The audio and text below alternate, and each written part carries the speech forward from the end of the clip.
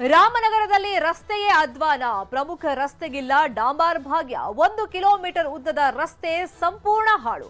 ವಾರದಲ್ಲಿ 4-5 ಅಪಘಾತಗಳು. ಡಾಂಬಾರ್ ಹಾಕಿ ಅಂತ ನಗರಸಭೆ ಮೇಲೆ ಜನರ ಒತ್ತಡ.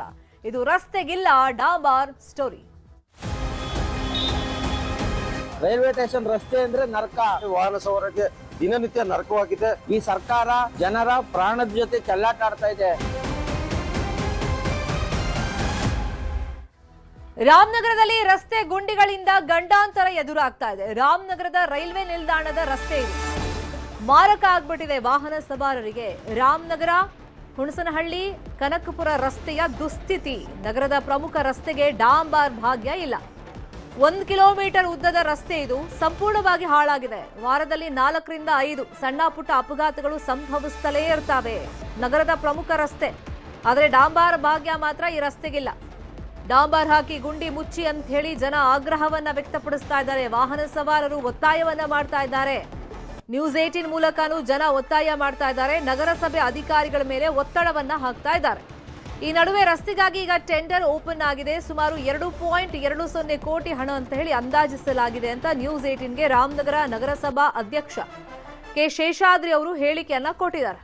1 ಕಿಲೋಮೀಟರ್ ರಸ್ತೆ ಡಾಂಬಾರ್ ಹಾಕೊಡಿ ಅಂತ ಕೇಳ್ತಾ ಇದ್ರು ಕೂಡ ಅದ್ರ ಕಡೆ ಗಮನ ಕೊಡ್ತಾ ಇಲ್ಲ. ನೋಡಿ, ವಾಹನ ಸವಾರಿಗೆ ಯಾವ ತರ ಸಂಕಷ್ಟ ಆಗಿದೆ. ಬೈಕ್ಗಳಲ್ಲಿ ಏನಾದರೂ ವಸ್ತುಗಳನ್ನು ತಗೊಂಡು ಹೋಗ್ತಿದೆ, ಅದು ಬಿದ್ದು ಹೋಗ್ತಾ ಇದೆ.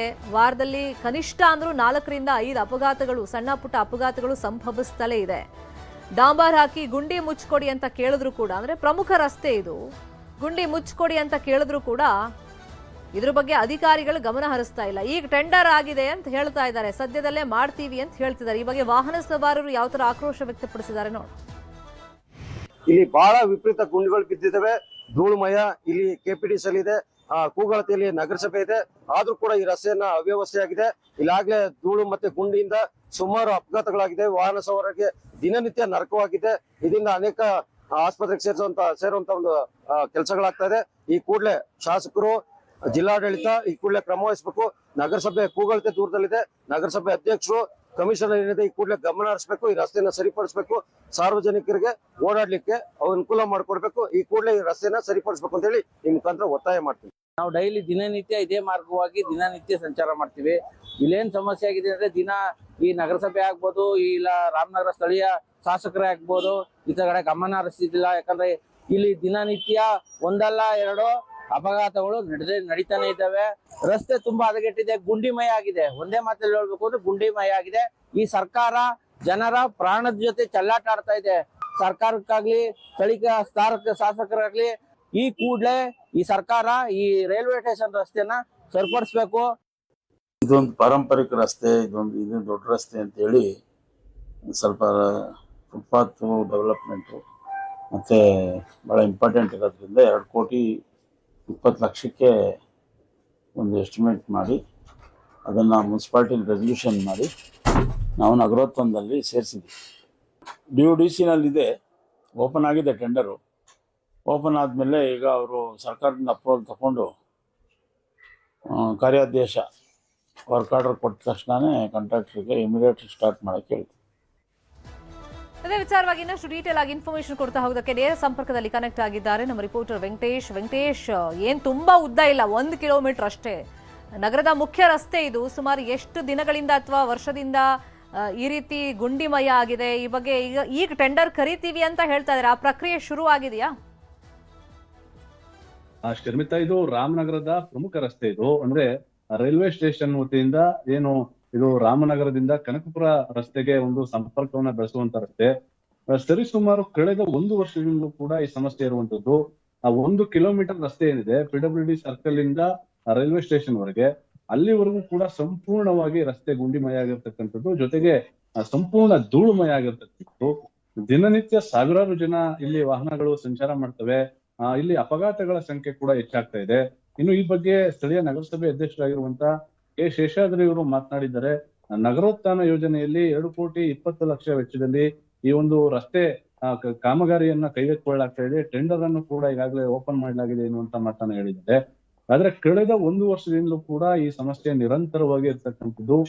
ರಾಮನಗರದ ಪ್ರಮುಖ ರಸ್ತೆ ಆಗಿದ್ರು ಕೂಡ ಸ್ಥಳೀಯವಾಗಿ ಒಂದು ಅಭಿವೃದ್ಧಿ ಆಗುವಲ್ಲಿ ಸಾಕಷ್ಟು ಹಿನ್ನಡೆಯಾಗಿದೆ. ಇದು ರಾಮನಗರದಿಂದ ಕನಕಪುರ ತಾಲೂಕಿಗೆ ಸಂಪರ್ಕ ಮಾಡುವಂತ ಮತ್ತೊಂದು ಪ್ರಮುಖ ರಸ್ತೆ. ಆದ್ರೂ ಕೂಡ ಇಲ್ಲಿ ಸಾವಿರಾರು ಜನ ವೆಹಿಕಲ್ ಅನ್ನ ಸಂಚಾರ ಮಾಡ್ತಾರೆ, ಜೊತೆಗೆ ಪಾದಾಚಾರಿಗಳು ನಡೆದಾಡ್ತಾರೆ.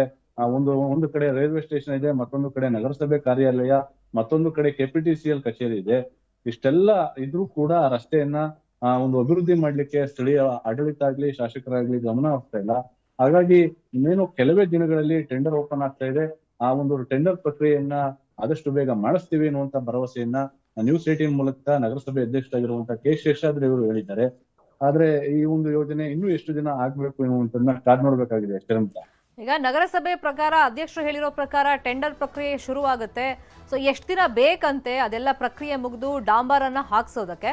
ಮತ್ತೆ ಕನಿಷ್ಠ ಅಂದ್ರೂ ವಾರದಲ್ಲಿ 3 ರಿಂದ 4 ಅಪಘಾತಗಳು ಸಂಭವಿಸ್ತಾ ಇವೆ. ಹಾಗಾಗಿ ಸಾರ್ವಜನಿಕರು ಯಾವ ತರ ಆಕ್ರೋಶ ವ್ಯಕ್ತಪಡಿಸ್ತಾ ಇದ್ದಾರೆ. ಮತ್ತೆ ಸುತ್ತಮುತ್ತ ಒಂದಿಷ್ಟು ಕಮರ್ಷಿಯಲ್ ಅಂಗಡಿಗಳನ್ನು ನಾವು ನೋಡ್ತಾ ಇದೀವಿ. ಸಹಜ ಈ ರೀತಿ ರೋಡ್ ಹಾಳಾದಾಗ ಧೂಳು ಬರೋದು. ಸೊ ಹಂಗಾಗಿ ಆರೋಗ್ಯ ಸಮಸ್ಯೆಗಳು ಖಂಡಿತ ಶರ್ಮಿತಾ. ಏನಂದ್ರೆ ಅಲ್ಲಿ ಆ ರಸ್ತೆಯಲ್ಲಿ ಗಮನಿಸಬಹುದು, ಬಹುತೇಕ ಹಣ್ಣಿನ ಅಂಗಡಿಗಳಾಗಿರ್ಬೋದು, ಜೊತೆಗೆ ಹೋಟೆಲ್ ಉದ್ಯಮ ಕೂಡ ಇದೆ.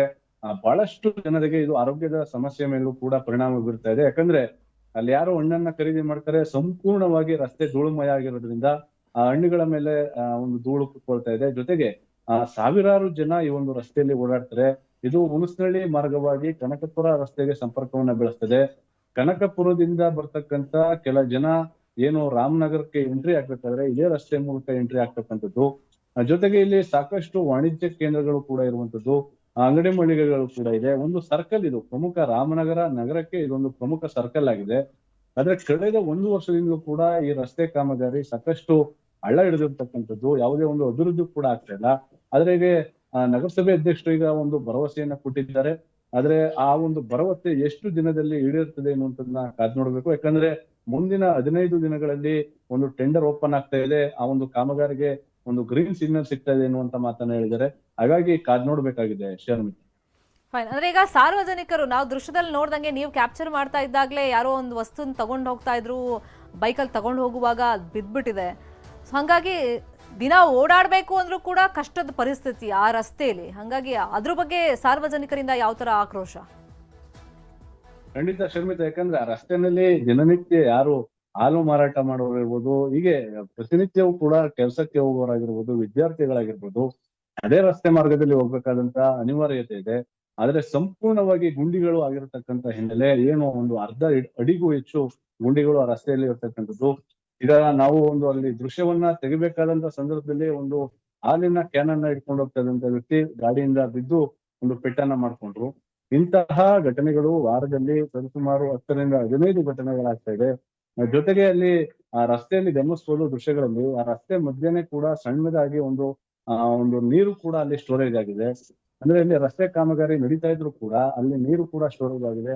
ಆ ನೀರಿನ ಮಧ್ಯೆನೆ ವಾಹನ ಸವಾರರು ಪ್ರಯಾಣವನ್ನ ಬೆಳೆಸಬೇಕಾದಂತಹ ದುಷ್ಪರಿಣಾಮ ಅಲ್ಲಿ ಉಂಟಾಗಿರ್ತಕ್ಕಂಥದ್ದು.